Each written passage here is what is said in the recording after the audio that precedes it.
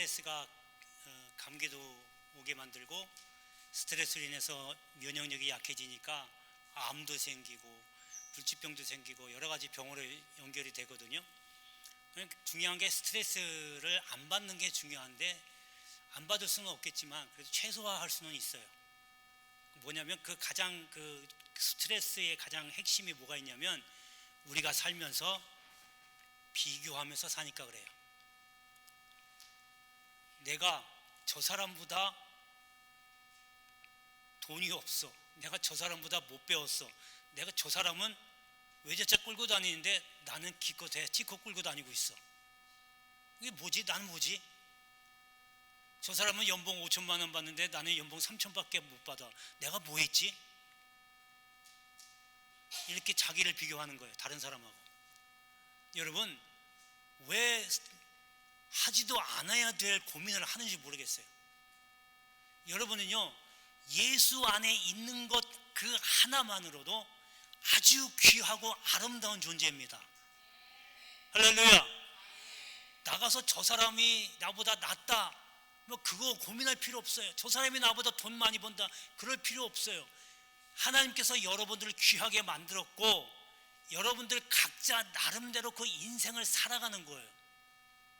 저 사람이 나보다 잘 나간다, 그냥 나보다 조금 빨리 가는 것밖에 없고, 그 사람은 그 사람의 길을 가는 겁니다. 나는 나대로 늦었지만 하나님께서 이 길을 가게 하기 때문에 천천히라도 가는 거예요. 왜 저 사람하고 나하고 인생을 비교하냐고요. 내가 저 사람처럼 똑같이 되나? 그럼 여러분, 대통령같이 똑같이 살아야죠. 대통령은 대통령으로서 할 일이 있기 때문에 하나님께서 그 왕자에 올려놓으신 거고, 나는 나대로 지금 이 상태에서, 직장이면 직장, 사업장이면 사업장에서 크든 작든 부러워할 필요 없어요. 사업에 구멍가게만 하다고 이거 어떻게 불리지? 어떻게 해서 크게 돈 벌지? 여러분, 그거 부러워할 필요 없어요. 왜 그거 고민 갖고 그래요?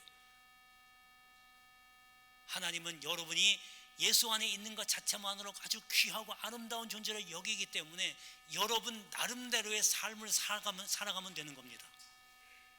할렐루야. 옆 사람 덜 담아갈 필요 없어요. 각자의 주어진 은사대로 살면 되는 거예요.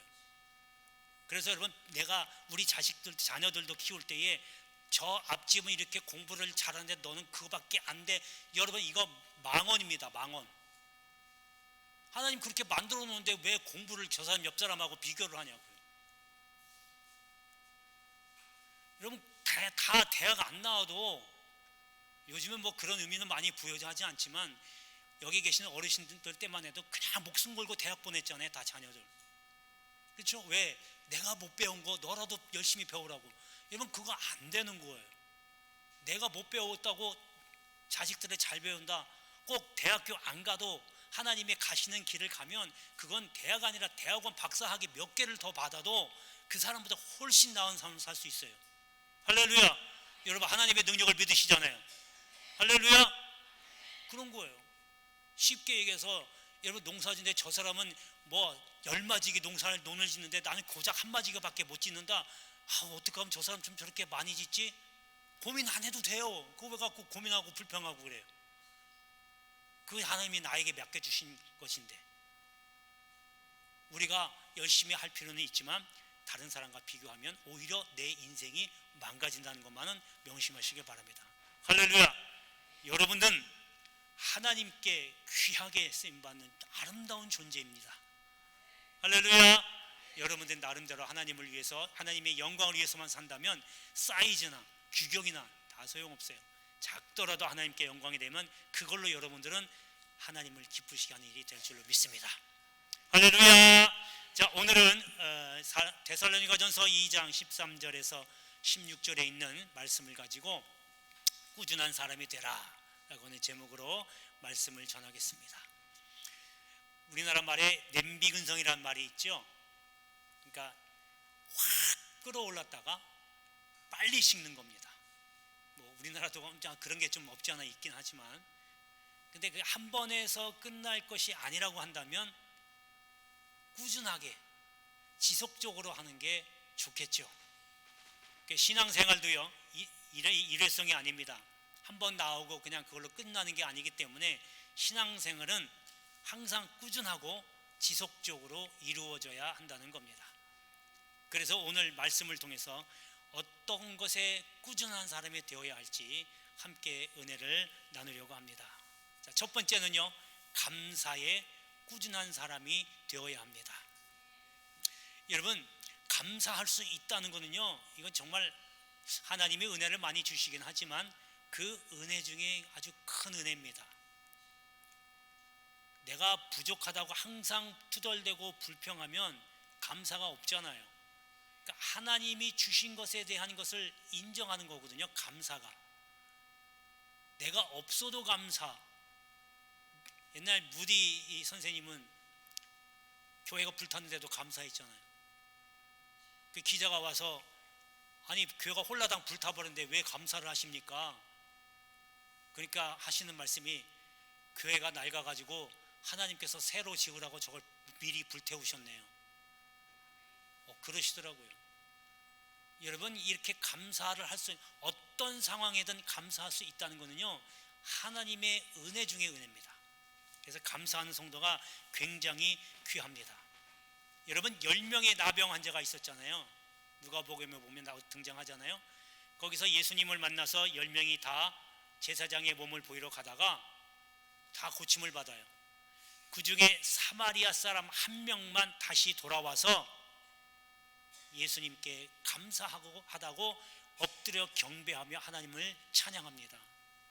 예수님이 너무 기뻐가지고 구원을 선포하잖아요.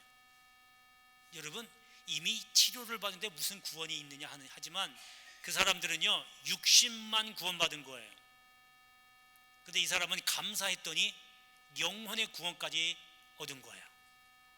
여러분 같으면 뭘 선택하겠어요? 육신도 구원받고 영혼도 구원받고. 할렐루야. 이렇게 감사가 중요한 겁니다. 그러니까 내가 지금 아까 좀 전에 말씀드린 대로 비교하면요 감사가 나올 수가 없어요. 내가 저 사람보다 나아야 되니까, 있는 것에 만족을 못하니까 감사가 나올 수가 없죠. 그러나 비교하지 않고 오직 내가 지금 처해 있는 상황에서 열심을 다해서 최선을 다해서 주님 섬기며 산다라고 하면 어떠한 형편이든지 감사할 수 있는 거예요. 하나님이 여러분들을 선택하셨지 여러분이 하나님을 선택한 건 아니죠. 맞죠?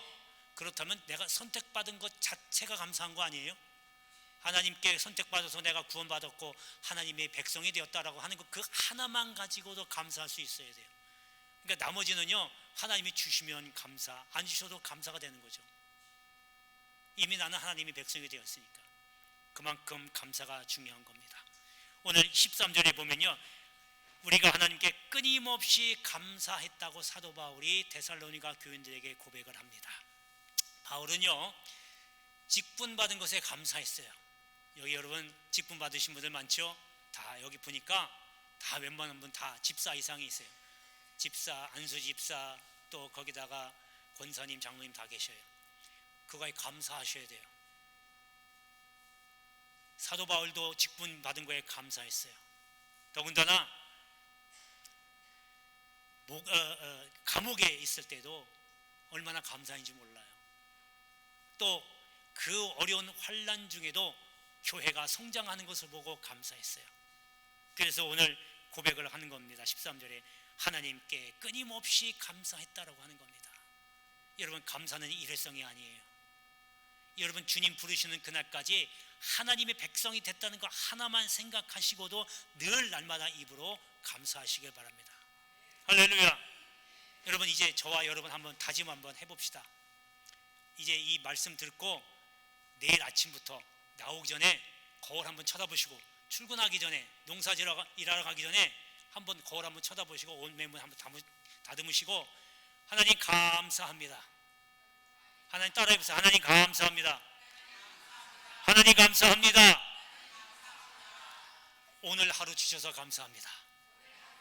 예, 그렇게 하고 일과 하시고 그 다음에 돌아오셔서 이제 잠자기 전에 마지막으로 또 한번 거울 보시고, 하나님 오늘 하루 잘 마칠 수 있도록 해주셔서 감사합니다. 할렐루야. 할렐루야. 요 두 가지만 일주일 동안 한번 해보시고 다음 주에 와서 한번 확인해 보세요. 나에게 어떤 변화가 있는지. 그렇게 하면 이제 그거부터 시작하면 이제 수시로 밥 먹을 때 감사, 일할 때 감사, 버스 타러 갈 때 감사, 감사가 그냥 나옵니다. 여러분, 입으로 감사하는 게 속으로는 감사가 안 있을 수 있어요. 입으로 감사하는 건.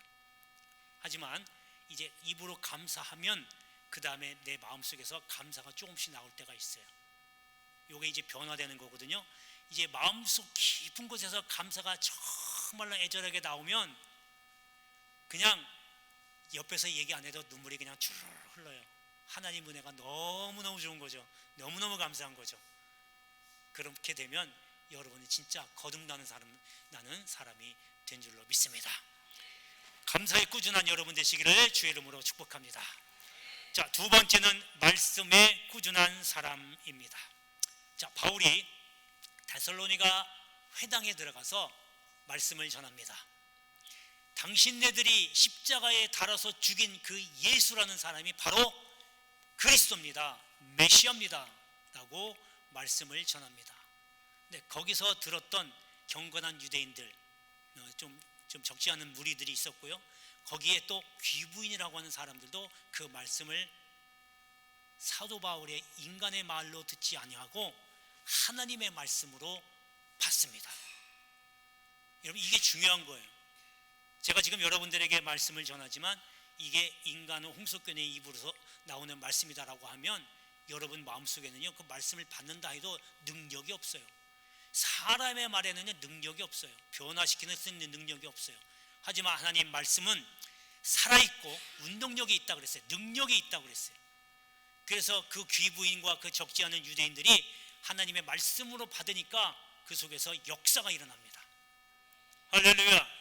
여러분, 그렇게 하는지 안 하는지 한번 해보세요. 여러분, 남편 아내들 바꾸라고 한다고 여러분 바꿔줘요? 지금까지 수십 년을 살아오면서 바꾸는 게 있어요? 내 자녀들도 말도 잘 안 듣는데 바꿀 수 있냐고요? 못 바꿔요. 누가 바꿔요? 하나님만이 하실 수 있는 거예요. 왜? 하나님의 말씀이 능력이 있기 때문에. 그래서 여러분, 남편이나 아내들에게 혹은 자녀들에게 이거 바꿔 저거 바꿔 하지 말고 그냥 말씀만 얘기하세요. 야, 성경에 이런 말씀이 있더라. 그냥 계속 꾸준히 말씀만 전하세요. 그러면 듣든지 안 듣든지 싫든지 그 귀에 안 듣는 것 같아도 들어요.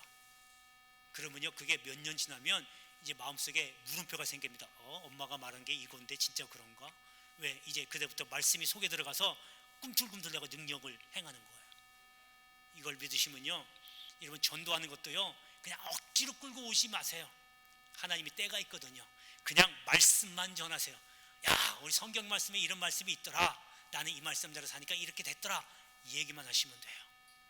그러면 이제 때가 되면 한번 교회 가볼래? 라고 어느 순간 툭 한번 던지면 그래, 한번 가볼까라고 하는 마음이 생깁니다. 그게 왜요? 내가 한 게 아니라 하나님이 말씀이 그 사람의 마음을 확 바꿔주는 겁니다. 할렐루야. 여러분이 이곳에 지금 나와서 예배 드리는 것도 하나님의 말씀을 통해서 성령의 역사에서 이곳에 온 거지 내가 오고 싶어서 온 게 절대 아닙니다. 할렐루야. 예, 오늘 그 13절의 말씀에 보면 중간에 하나님의 말씀으로 받았다라고 합니다. 여러분, 사람이 떡으로만 사는 것이 아니고 하나님의 모든 입으로 나오는 말씀으로 산다고 그랬어요.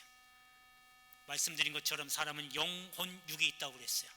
그래서 육도 살아야 되니까 육이 살려면 음식을 먹어야 돼요. 이거는 필수적인 거예요. 안 먹으면 죽어요. 그러니까 먹어야 돼요. 그러나 영혼은 어떻게 살아야 돼요? 보이지 않는 영혼은 사는 방법은 하나님 말씀 먹는 것밖에 없어요. 왜냐? 하나님이 우리를 지으실 때에 처음부터 우리에게 하나님의 영을 속에 부어 주셨기 때문에 그 영이 살려면 하나님의 말씀을 먹어야만 내 영혼이 사는 겁니다. 그래서 여러분, 육만 살려고 열심히 애쓰지 말고 내 영혼도 살려주세요. 이게 바로 말씀에 꾸준한 사람이 되는 길입니다. 할렐루야. 자, 세 번째는요, 교회에 꾸준한 사람이 되어야 합니다. 여러분, 신앙생활하면서 좋은 교회나 또 경건한 사람을 본받는 거는요, 이거 아주 좋은 일이거든요. 2달란트 받은 종이 5달란트 받은 종의 충성을 본받아 가지고 열심히 일해서 2달란트 남겼잖아요. 이렇게 아주 좋은 일을 했거든요. 여러분, 오늘 본문에 보면요, 14절에 하나님의 교회들을 본받았다라고 합니다. 데살로니가 교회는요, 예루살렘 교회를 본받았어요. 예루살렘 교회는 어떤 교회냐? 사랑이 넘치고 은혜가 충만하고 환난 중에서도 모이게 열심인 그런 교회였어요. 정말 이런 좋은 점을 가진 교회를 본받는 거는요, 참 좋은 일이에요. 그래서 여러분, 은혜 받은 사람을 가까이 하세요. 교회 열심인 사람, 믿음이 좋은 사람을 가까이 하세요. 그러다 보면 그 사람을 닮아가게 돼 있어요. 엉뚱하게 그냥 엉뚱한 짓만 하는 사람 같이 다니면 처음에는 아닌 것 같은데 그 사람이 하는 게 옳은 걸로 돼버려요. 이게 마귀의 전설이거든요. 그러니까 여러분, 은혜 받은 사람을 가까이 하고 그 사람을 닮아갈 수 있도록 애쓰시고 노력하십시오. 그러면 이게 바로 교회에 꾸준한 사람이 되는 겁니다. 이게 바로 신앙생활에 꾸준한 사람이 되어서 여러분이 믿음이 반석 위에 세워질 수 있는 그러한 사람이 된다는 걸 꼭 명심하시길 바랍니다. 자, 마지막 4번째는 인내에 꾸준한 사람입니다. 야고보 사도는 인내에 대해서 말씀하고 계시는데, 그 인내 잘하는 사람이 복이 있다라고 말씀을 합니다. 그러면서 욥의 인내를 예를 들어요. 욥이 엄청나게 고난받잖아요. 엄청나게 부자였는데 하루아침에 다 재산 다 날렸어요. 그것도 모자라서 자녀들까지 다 죽었어요. 거기다가 하인들까지 다 도망가고 심지어는 아내까지 하나님 욕하라고 하면서 다 도망갑니다. 홀홀단신 다 남겨지고 그것도 모자라서 병까지 얻었어요. 이 정도면요, 살만 나지 않을 거예요. 완전히 땅이 꺼질 것 같은 느낌일 거예요. 하지만 인내했습니다. 참고 견뎠습니다. 나중에 하나님께서 이 욥을 복을 주시는데 갑절의 복을 주십니다. 할렐루야. 이전에 갖던 물질 2배로 주시고 자녀들도 2배로 더 얻게 하시고, 그냥 얻게 하실 뿐만 아니라 절세미인, 세상에서 가장 아름다운 딸을 주셨다라고 기록하고 있거든요. 인내했더니 하나님이 갑절의 복을 허락하셨다. 하나님, 이렇게 인내하는 사람에게는 복을 주신다. 꼭 기억하시기 바랍니다. 참고 인내하는 것이 중요합니다. 오늘 본문에 보면 16절에 보면 자기 죄를 항상 채움에 노하심이 끝까지 그들에게 임하였다라고 합니다. 이 말씀은 뭐냐면요, 데살로니가 교회가 이제 복음을 받아들고 교회를 세울 때 이제 사람들이 핍박을 하는 거예요. 뭐 요즘은 그렇지는 않겠지만 예수 믿는다고 하면 방해하는 분들이 가끔 있기는 하거든요. 근데 그 이상으로 교회를 세워서 신앙을 생활을 하려고 하니까 사람들이 자꾸 핍박을 가하는 거예요. 여러분, 지금도요, 이스라엘에 가서 전도하는 사람이 있어요. 선교사님들이 있어요. 의외죠. 이스라엘이 원래 예수님이 탄생지인데 그곳에 가서 우리나라 선교사가 가서 예수를 전해요. 왜냐하면 유대인들이요, 아직도 예수를 인정 안 하고 있거든요. 근데 그 교회를 세우고 예수를 전하는데 이게요, 핍박이요 어마어마합니다. 그냥 거기서 목사님이나 교인들이 나오면요, 돌 던져요. 그뿐만 아니라 심하면 테러까지 저지릅니다. 교회 유리창도 다 깨고요, 건물도 다 부숴버려요. 이런 일이 지금도 일어나고 있어요. 하물며 이때는 오죽했겠어요. 엄청난 핍박을 가합니다. 더군다나 이제 날이 갈수록 후에 같은 동족인 유대인들이 오히려 더 이제 핍박을 가합니다. 그런데 그 와중에도 데살로니가 교회는 끝까지 신앙을 저버리지 않고 신앙을 지켜냅니다. 인내한 거예요. 그러니까 사도 바울이 뭐라고 하냐면, 오늘 여기 16절에 말씀하신 것처럼 너희 핍박하는 사람들, 너희가 항상 죄를 채워간다는 거예요. 그래서 하나님이 진노하심이 임할 거다, 임했다라고 이제 기록하고 있는 거예요. 여러분, 교회를 핍박하면 하나님을 핍박하는 거예요. 예수를 핍박하는 겁니다. 신앙인을 핍박하면 예수를 핍박하는 거고, 그것이 곧 하나님의 진노를 사게 된다는 것 말합니다. 이게 안 믿는 사람이 믿는 사람을 핍박하는 것, 그것뿐만 아니라 예수 믿는 사람들끼리 서로 핍박하고 박해하고 하는 일들이 저질러지거든요. 이런 것도 마찬가지예요. 예수 믿는 사람 한 사람이 다 아까 말씀드린 대로 귀하고 아름다운 사람들인데, 아름다운 존재인데, 그 아름다운 존재를 만든 하나님을 향해서 손가락질하고 핍박한다는 거예요. 하나님의 진노하심이 있을 수밖에 없어요. 여러분, 그래서 어떠한 상황이든지 신앙이 이제 앞으로 갈수록 힘들어질 겁니다.